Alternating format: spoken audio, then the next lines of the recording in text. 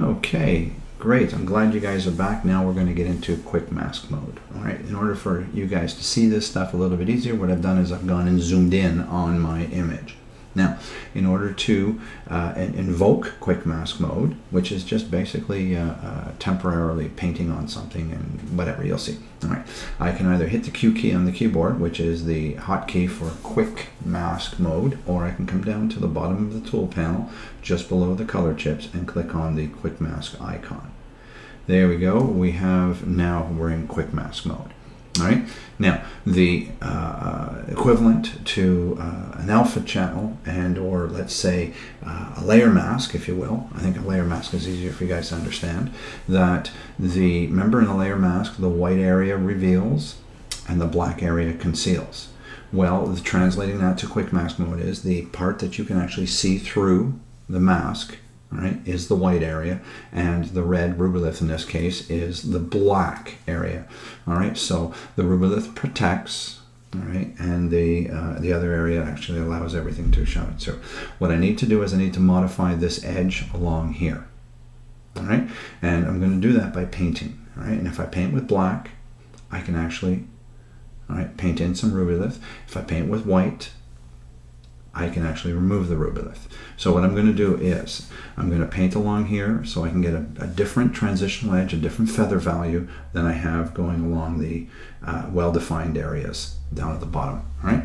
So what I'm going to do is I'm going to paint with this, and the transitional edge that I'm going to be able to create is based on two things. One, maybe three things: the size of the brush, and the softness of the brush, and then again the opacity of the brush. Okay, so let's get back and let's get into there and do that. This is at a 25% hardness. That's what I'm starting off with. Is that right? I don't know, but let's see if it works. All right, so I'm going to come in here, I'm going to reduce my brush size a little bit more, and I'm going to paint with black to add more. All right, so I'm going to come in here and get rid of this sharp edge and get this to come across here like that. Beautiful stuff. All right, and that's just fantastic. All right, now what I need to do is I need to switch my color chips. So I'm going to hit the switcheroo icon here, or if you remember the keyboard shortcut, it was X. All right, so X would exchange. Now what I want to do is I want to create that transitional edge. So I'm going to come back in here now with white, and I'm just going to come along here a little bit, just to kind of do the little edge things here, just kind of like this to get there, like that. Then what I'm going to do is I'm going to reduce the opacity down to about maybe 10, and I'm going to increase the size of my brush. And now what I want to do is I want to kind of paint in here to create a transitional edge. And the more brush strokes I do, the more you'll see the image below, which allows me to have a little bit of a transitional edge coming around here like this. All right, now is that enough? I have no idea. The only way to find out is once we start to colorize things, we can see that. But at this point, what I'm going to do is I've modified my selection area here. I'm going to reduce my brush size just a little bit. Come in and tap, tap, tap, tap, tap to reduce that. Come in here a little bit more. A little more, there you go. All right, and then I'm going to get out of quick mask mode, and you can see that my selection has definitely changed based on how I painted earlier. All right, I did paint some strokes up in here, but because of the way selections work and all that brightness values of whatever, all right, the marching ants come down to here, but know that there is some effect that will be up in that area there.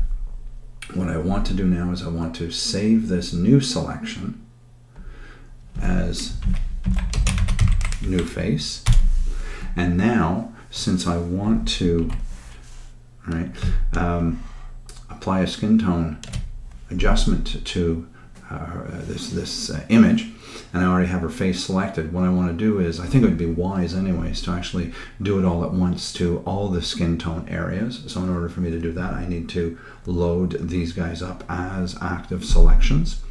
So I'm going to do that now. Go under select menu and choose load selection. In this dialog box over here, I'm going to click on right hand and then click on the add to selection radio button. So now we have both loaded up there. Then I'm going to do that one more time, and this time I'm going to come down and choose left hand and make sure that I click on that radio button and click on that, and I have all of this going on. Now what I'm going to do is I'm going to save this as skin tones so that I have an alpha channel, save selection of all three components together. Okay, but I still have them individually because I'm going to need them as individual things, as you'll see later on. All right, so now I've got that done. What I'm going to do is stop this movie at this point in time, and we'll start to add the color in the very next movie